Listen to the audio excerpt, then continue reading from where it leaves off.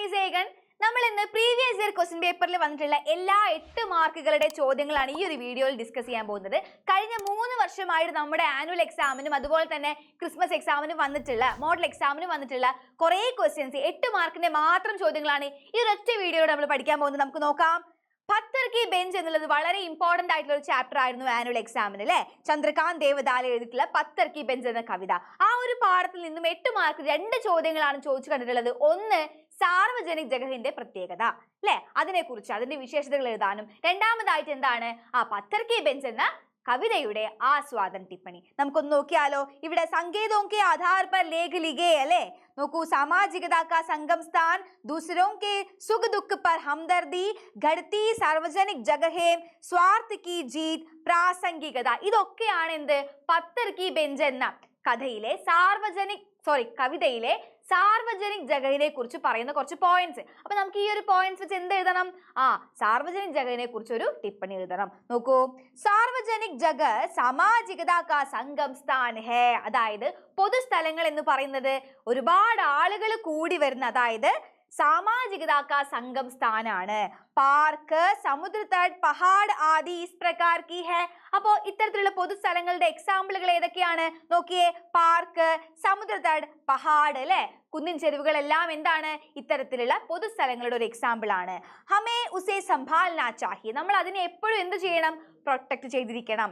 സർക്കാർ की ओर से इन सार्वजनिक स्थानों को संभालने के लिए सदा ध्यान होना चाहिए. ഇത്തരത്തിലുള്ള പൊതുസ്ഥലങ്ങൾ സംരക്ഷിക്കാൻ വേണ്ടി സർക്കാർ എന്ത് ചെയ്യുന്നുണ്ട്? ഒരുപാട് പദ്ധതികളൊക്കെ എടുത്ത് അതിനെ സംരക്ഷിക്കുന്നുണ്ട്.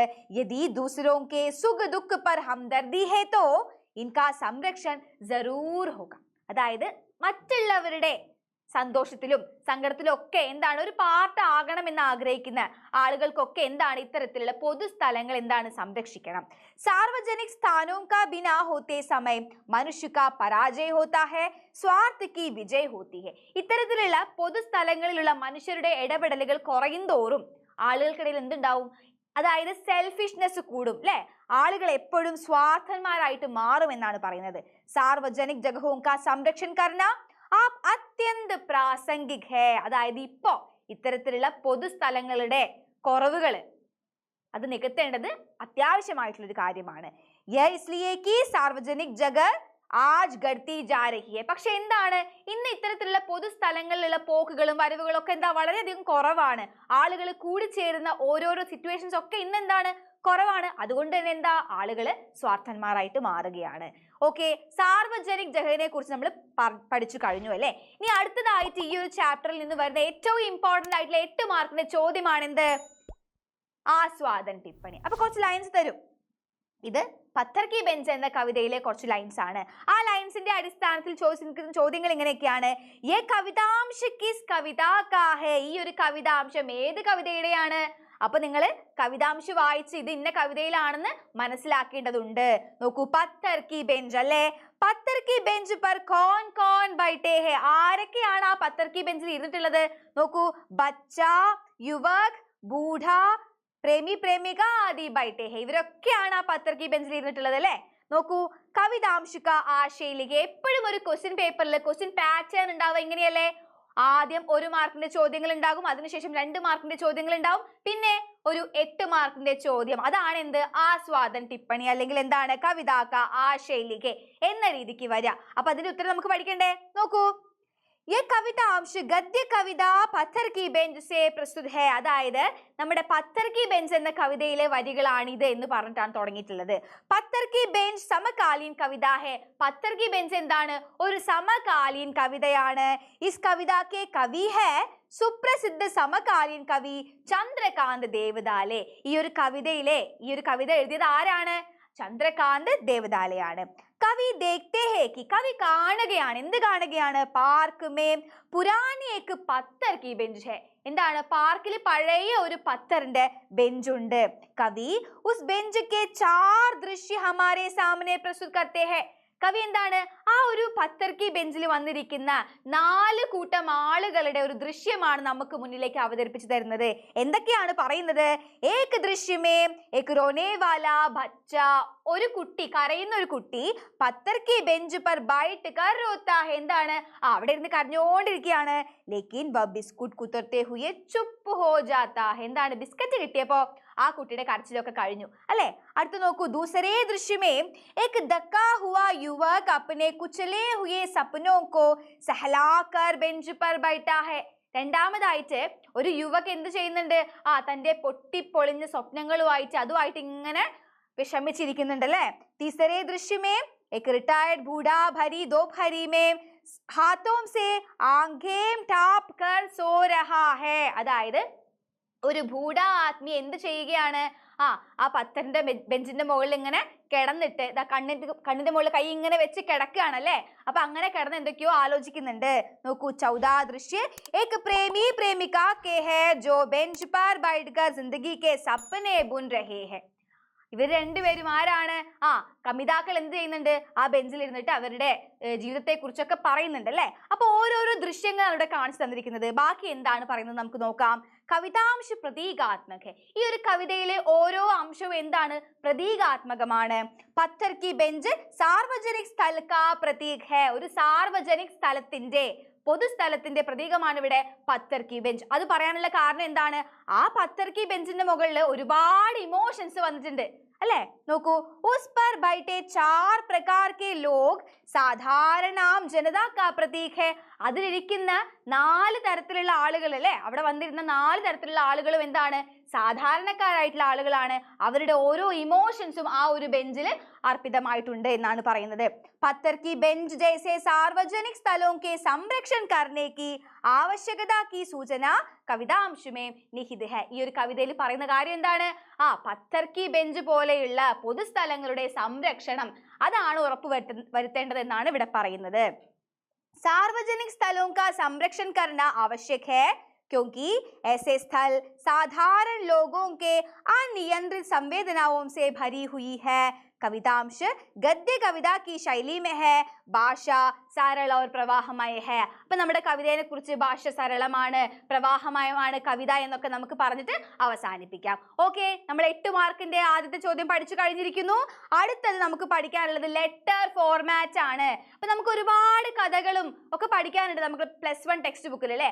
അപ്പൊ ആ കഥകളുടെ ഒക്കെ അടിസ്ഥാനത്തിൽ നമുക്കൊരു ഇൻഫോർമൽ ലെറ്റർ, അതായത് ഒരു ഫ്രണ്ട്ലി ലെറ്റർ എഴുതാൻ പറയുകയാണെങ്കിൽ നമ്മൾ എന്ത് എഴുതണം? അതിന്റെ ഫോർമാറ്റ് നമ്മൾ പഠിച്ചിരിക്കണം അല്ലേ.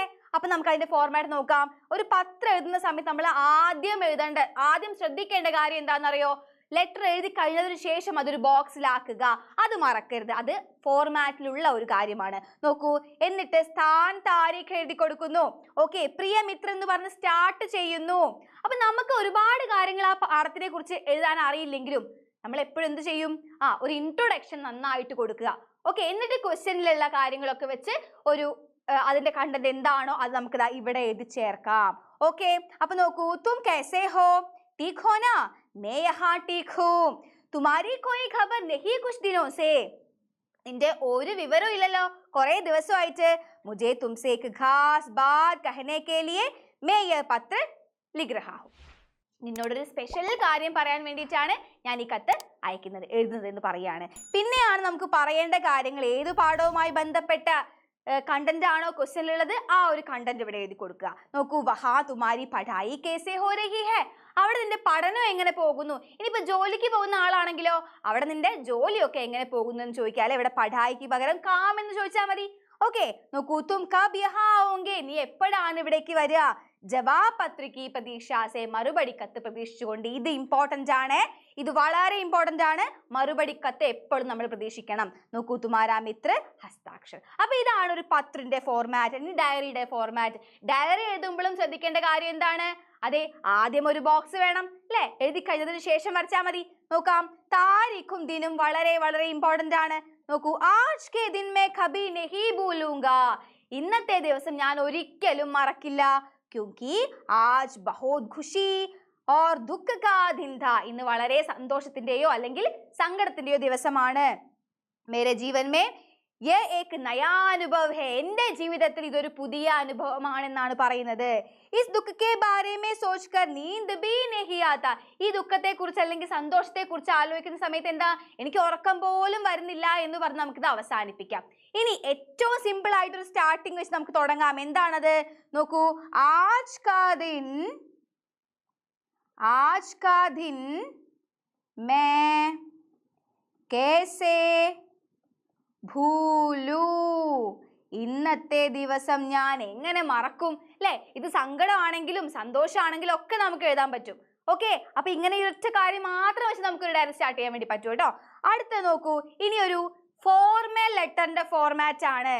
അതിന്റെ ഫോർമാറ്റ് നമ്മൾ ഓൾറെഡി പഠിച്ചു കഴിഞ്ഞതാണ്. നോക്കൂ, ആദ്യം സേവാമേം, ആർക്കാണോ ലെറ്റർ അയക്കേണ്ടത് അവരുടെ അഡ്രസ്സും പേരും കാര്യങ്ങളൊക്കെ എഴുതി കൊടുക്കുന്നു. എന്നിട്ട് ആവേദക നാം ടാക്ക പൂരാ പത സൂചന കാ വിഷയ് മാംഗി ഗയി സൂചന കാ വിവരൺ ഡാക് സൂചന ഡാക് യാദസ്തി മേ, ഇത്രയും കാര്യങ്ങളാണ് നമ്മൾ എഴുതി കൊടുക്കേണ്ടത് അല്ലേ. നമ്മൾ ഓൾറെഡി പഠിച്ച കാര്യമാണ്, അതുകൊണ്ട് ഇവിടെ ഒന്ന് ജസ്റ്റ് ഓർമ്മിപ്പിക്കുന്നു എന്ന് മാത്രം.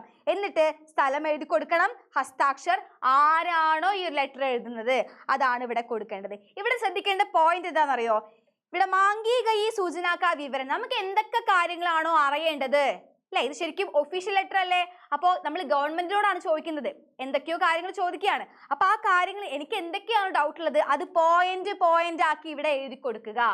ഓക്കെ, എല്ലാ സംശയങ്ങളും അങ്ങനെ വേണം എഴുതി കൊടുക്കാൻ. ഓക്കെ, അപ്പൊ നമ്മള് ഫോർമൽ ലെറ്ററും പഠിച്ചു കഴിഞ്ഞു. ഇനി അടുത്ത നോക്കിയേ, അടുത്ത ചോദ്യമാണ് പാരിഭാഷിക് ശബ്ദാവലിയിൽ നിന്നുള്ളത്. വളരെ ഇമ്പോർട്ടന്റ് ആയിട്ട് വളരെ ഈസി ആയിട്ട് നമുക്ക് മാർക്ക് സ്കോർ ചെയ്യാൻ പറ്റുന്ന ഒരു ഏരിയ ആണ് എന്ത്, പാരിഭാഷിക് ശബ്ദാവലി. 8 മാർക്കാണ്. ഒരൊറ്റ ചെറിയ കാര്യം പഠിച്ചാൽ മതി, 8 മാർക്ക് നമുക്ക് പെട്ടെന്ന് നേടാൻ സാധിക്കും. നോക്കാം, ആക്സിലറേഷൻ, ത്വരൺ, അക്കൗണ്ടൻസി, ലേഖാശാസ്ത്ര, അഡ്വാൻസ്, പേശകി, അഫിഡവിറ്റ്, ശബദപത്ര, അൽജിബ്ര, ബീജഗണിത് അല്ലെ, ആർക്കിയോളജി, പുരാതത്വശാസ്ത്ര, അറ്റ്മോസ്ഫിയർ, വായുമണ്ഡൽ, ആറ്റം, പരമാണു, വളരെ ഇമ്പോർട്ടന്റ്. നോക്കൂ, അടുത്തത് ആവറേജ്, ഔസത്, ബാക്ടീരിയ, ജീവാണു, വളരെ വളരെ ഇമ്പോർട്ടന്റ്. പഠിച്ചു വെക്കുക. നോക്കൂ, ബയോഡൈവേഴ്സിറ്റി, ജൈവ വിവിധത, ബയോ കെമിസ്ട്രി, ജൈവ രസായൻ, ബ്ലഡ് പ്രഷർ, രക്തചാപ്, ബോറോവർ, ഉദാർകർത്ത, ബോട്ടണി, വനസ്പതി വിജ്ഞാൻ, സർട്ടിഫിക്കറ്റ്, പ്രമാൺ പത്ര, വളരെ വളരെ ഇമ്പോർട്ടന്റ്. അടുത്ത നോക്കൂ, സെസ്, ഉപകർ, കെമിസ്ട്രി, രസായൻ വിജ്ഞാൻ, കൊളോണലിസം, ഉപനിവേശവാദ്, കൊമേഴ്സ്, വാണിജ്യ ഇമ്പോർട്ടന്റ് ആണ്. അടുത്തത് കോപ്പിറൈറ്റ്, സർവാധികാർ, ഡിസ്കൗണ്ട് ബട്ട ഇമ്പോർട്ടന്റ് ആണ്. നമുക്ക് വിജ്ഞാപനം എഴുതുമ്പോൾ ഇത് ആവശ്യം വരും. എക്ലിപ്സ്, ഗ്രഹൺ, എക്കോളജി, പാരിസ്ഥിതികി, എക്കണോമിക്സ്, അർത്ഥശാസ്ത്ര, വളരെ ഇമ്പോർട്ടന്റ് ആണ്. എക്കണോമിക്സ് ഇമ്പോർട്ടന്റ് ആണ്. അടുത്തത് എനർജി, ഊർജ, നമുക്ക് അറിയാം അല്ലെ. ഇക്വേഷൻ, സമീകരൺ. നോക്കൂ, ജിയോഗ്രഫി, ഭൂഗോൾ ഇമ്പോർട്ടന്റ് ആണ്. ഒരുപാട് ക്വസ്റ്റ്യൻ പേപ്പറിൽ റിപ്പീറ്റ് ആയിട്ട് ചോദിച്ചൊരു ചോദ്യമാണ്. ജിയോമെട്രി, രേഖാഗണിത്, ഗ്രാവിറ്റേഷൻ, ഗുരുത്വാകർഷൺ, ഹ്യൂമാനിറ്റീസ്, മാനവികി, ലിബറലിസം, ഉദാരതാവാദ്, ഓഡ് നമ്പർ, വിഷം സംഖ്യ, പാറ്റേൺ, പ്രതിമാൻ, പേഴ്സൺ, പ്രതിശത്, ഫിലോസഫി, ദർശൻ ശാസ്ത്ര, ഫിസിക്സ്, ഭൗതികി, പൊളിറ്റിക്കൽ സയൻസ്, രാജനീതി വിജ്ഞാൻ, റേഡിയേഷൻ, വികിരൺ അല്ലെ, റേഷ്യോ, അനുപാത്, സാറ്റലൈറ്റ്, ഉപഗ്രഹ, സോഷ്യോളജി, സമാജ വിജ്ഞാൻ ഇമ്പോർട്ടന്റ് ആണ്. സോഷ്യോളജി ഇമ്പോർട്ടന്റ് ആണ്. അടുത്ത നോക്കൂ, സ്റ്റാറ്റിസ്റ്റിക്സ്, സാങ്കേതികി, ട്രേഡ് യൂണിയൻ, ശ്രമിക് സംഘ്, അൾട്രാ വയലറ്റ്, പാരാഭയങ്കനി, വാക്സിനേഷൻ, ടീക്കാകരൺ, വൈറസ്, വിഷാണു, സുവോളജി, ജന്തു വിജ്ഞാൻ. ഓക്കെ, ഇതിൽ നമുക്ക് വൈറസ് ഇമ്പോർട്ടന്റ് ആണ്, വാക്സിനേഷൻ ഇമ്പോർട്ടന്റ് ആണ്, പഠിച്ചു വെക്കുക. നോക്കാം, അടുത്ത ചോദ്യം എങ്ങനെയാണ്, ബാസാർ മേ ആയി ഏക് നയി ദവാ കി ബിക്രി കെ ലിയേ ഏക് വിജ്ഞാപൻ തയ്യാർ കരെ. ബിക്രി എന്താണ്, വിൽപ്പന അല്ലെ. അപ്പൊ പുതിയൊരു മരുന്ന് ഇറങ്ങിയിട്ടുണ്ട്, ആ മരുന്നിന്റെ വിൽപ്പനയ്ക്ക് ആയിട്ടുള്ള ഒരു വിജ്ഞാപന, അഡ്വർടൈസ്മെന്റ് ആണ്. 8 മാർക്കിന്റെ ഏറ്റവും സിമ്പിൾ ആയിട്ട് നമുക്ക് സ്കോർ ചെയ്യാൻ പറ്റുന്ന ഒരു ക്വസ്റ്റ്യൻ ആണ് എന്ത്, വിജ്ഞാപന അഥവാ അഡ്വർടൈസ്മെന്റ് എന്നുള്ളത്. നോക്കിയേ, ആ ചോദ്യത്തിന് ഉത്തരം നമുക്ക് ഇങ്ങനെ എഴുതാം. ക്യാ ആപ് മൗത് സേ ഡർത്തെ ഹൈ, चिंता मत कीजिए, आइए नई दवा, मृत्यु से भी मुक्ति, विशेषताएं, पूरी तरह से प्राकृतिक, कोई दुष्प्रभाव नहीं അല്ലെ. आप 10% വിശേഷ ചൂട്ട് ഹേ. അപ്പൊ നമ്മള് എന്താണ് നിങ്ങൾ മരണത്തെ പേടിക്കുന്നുണ്ടോ? ഒട്ടും ചിന്തിക്കണ്ട, പുതിയൊരു മരുന്ന് ഇറങ്ങിയിട്ടുണ്ട്, ഇങ്ങോട്ട് വരൂ അല്ലെ. മൃത്യു സേ ഭി മുക്തി, മരണത്തിൽ നിന്നും മുക്തി കിട്ടും. അതിന്റെ വിശേഷത എന്തൊക്കെയാണ്? പൂരി തരസേ പ്രാകൃതിക് കോയി ദുഷ്പ്രഭാവ് നഹി ഹെ, മുഴുവനായിട്ടും പ്രാകൃതികമാണ്, അതിനൊരു സൈഡ് എഫക്റ്റും ഇല്ല എന്ന് പറഞ്ഞുകൊണ്ടൊരു പരസ്യം നമ്മൾ എഴുതിയിരിക്കുകയാണ്. അടുത്ത നോക്കിയേ, ജൂൺ 5 പരിസ്ഥിതി ദിനമാണ്. ആ ദിവസവുമായി ബന്ധപ്പെട്ടുള്ള ഒരു പോസ്റ്റർ ആണ്. അപ്പൊ നമുക്ക് രണ്ട് തരത്തിലുള്ള പോസ്റ്റർ ഉണ്ട്. ഒന്ന് ഇൻവിറ്റേഷൻ പോസ്റ്റർ, രണ്ടാമത് എന്താ സന്ദേശ പോസ്റ്റർ അല്ലെ. ഇതൊരു ഇൻവിറ്റേഷൻ പോസ്റ്റർ ആണ്, പരിപാടിക്കായിട്ടുള്ള ക്ഷണനമാണ്. അതുകൊണ്ട് തന്നെ സബ്കാ സ്വാഗതം ഇവിടെ ഉണ്ടാവണം. നോക്കൂ, पर्यावरण दिवस की समारोह का उद्घाटन माननीय शिक्षा मंत्री करेंगे. ദിവസം സമയം സ്ഥാനം കൊടുക്കണം. ഒരു ചെറിയ കോട്ട് അല്ലെ, പര്യാവരണ ദിവസം ആണെങ്കിൽ അതുമായി ബന്ധപ്പെട്ട ഒരു കോട്ട് കൊടുക്കുക. പിന്നെന്താ, എല്ലാവരെയും ക്ഷണിക്കുക അല്ലെ, അത് കുറച്ച് ആകർഷകമാക്കി അങ്ങ് എഴുതുക. ഓക്കെ, അടുത്തതാ നമ്മളെ സന്ദേശ പോസ്റ്റർ ആണ്. മാനവതാ K ഹിത് may calm കീജിയെ രക്തദാൻ may Bhaag ലീജിയെ അല്ലെ. ഇത് രക്തദാനത്തെ കുറിച്ച്, അവയവദാനത്തെ കുറിച്ചൊക്കെ നമുക്ക് ഇത് മാറ്റി എഴുതാൻ വേണ്ടി പറ്റും. ഇനി ഇവിടെ നോക്കൂ, രക്തദാനം അല്ല, വേറെ അവയവദാനം ആയിക്കോട്ടെ, നേത്രദാനം ആയിക്കോട്ടെ, എന്തായിക്കോട്ടെ വന്നാൽ നമുക്കത് എങ്ങനെ എഴുതാം? നോക്കൂ, മാനവതാ കെ ഹിത് മേ കാം കീജിയെ.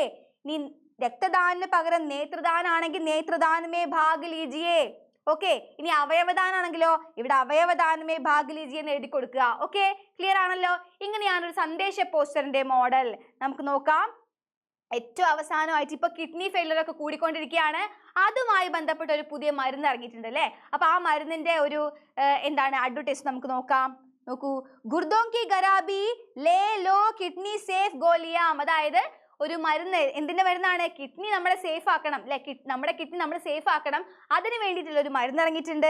ആ മരുന്നിന്റെ വിശേഷതകൾ പറയാണ്. കം ദാം, വില വളരെ കുറവാണ്. ജ്യാദാ അഫർദാർ, നല്ല ഫലപ്രദമാണ്. 10 ഗോലിയോം സിർഫ് 20 രൂപയെ മേം അല്ലെ. അതായത് 10 ഗുളികകള് ശരിക്കും എന്താണ് 20 രൂപയെ മേം, 20 രൂപയ്ക്ക് കിട്ടും. PK medicine company Nai Dilli സമ്പർക്കക്കാരെ നമ്പർ ഒക്കെ കൊടുക്കുക അല്ലെ. അങ്ങനെ ഇതൊന്ന് ആകർഷകമാക്കി നിങ്ങൾ എഴുതണം. ഓക്കെ, ഇതൊരു മോഡൽ മാത്രമാണ്. അപ്പൊ ഇത്രയും കാര്യങ്ങളാണ് പ്രീവിയസ് ഇയർ ക്വസ്റ്റ്യൻ പേപ്പറിൽ, 3 വർഷത്തെ പ്രീവിയസ് ഇയർ ക്വസ്റ്റ്യൻ പേപ്പറിൽ റിപ്പീറ്റ് ആയിട്ട് ചോദിച്ച കുറച്ച് ചോദ്യങ്ങൾ. അപ്പോൾ ലെറ്ററിന്റെ ഫോർമാറ്റ് പഠിച്ചു വെക്കുക, ഡയറിയുടെ ഫോർമാറ്റ് പഠിച്ചു വെക്കുക, ബാക്കിയുള്ള കാര്യങ്ങൾ ക്ലിയർ ആയിട്ട് പഠിക്കുക. അപ്പൊ എല്ലാവരും നമ്മുടെ വീഡിയോ ലൈക്ക് ചെയ്യുക, ഷെയർ ചെയ്യുക, സബ്സ്ക്രൈബ് ചെയ്യുക, മാക്സിമം മാർക്ക് വാങ്ങുക. All the best, by.